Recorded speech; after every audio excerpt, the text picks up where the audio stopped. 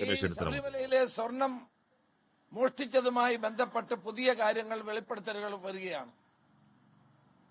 ഇതിനൊരു അന്തർദേശീയ മാനമുണ്ട്. ഇന്റർനാഷണൽ റെമിഫിക്കേഷനുള്ള ഒരു കേസായി ഇത് വരികയാണ്. അതുകൊണ്ടാണ് UDF നേരത്തെ തന്നെ ഈ കേസ് CBI കോടതിയുടെ നിരീക്ഷണത്തിൽ CBI അന്വേഷണം ആവശ്യപ്പെട്ടത്. ഞങ്ങളെ അന്ന് CPM സംസ്ഥാന സെക്രട്ടറി ഞങ്ങളെ കളിയാക്കുകയുണ്ടായി. ഞങ്ങൾ എന്തിനാണ് ഇത് ചോദിച്ചതെന്ന്. SIT വെച്ചപ്പോൾ ഞങ്ങൾ എതിർക്കാൻ പോയില്ല. കാരണം SIT നല്ല നിലയിൽ ജോലി ചെയ്യുകയാണെങ്കിൽ നമുക്കതിനെ പിന്തുണയ്ക്കേണ്ട കാര്യമുണ്ടല്ലോ. പക്ഷെ ഇപ്പൊ സാഹചര്യം മാറിയിരിക്കുകയാണ്.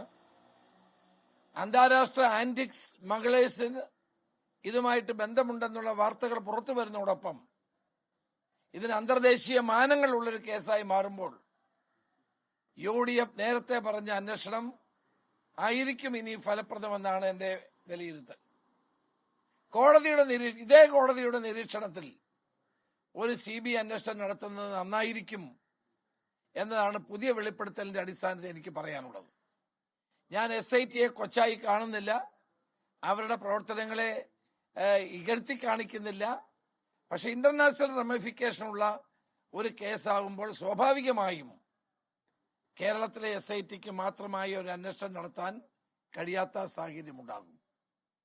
ഉന്നതന്മാരിലേക്ക് ഈ കേസുകൾ പോകുന്നു എന്നതാണ് CPMനെ ഭയപ്പെടുത്തുന്നത്.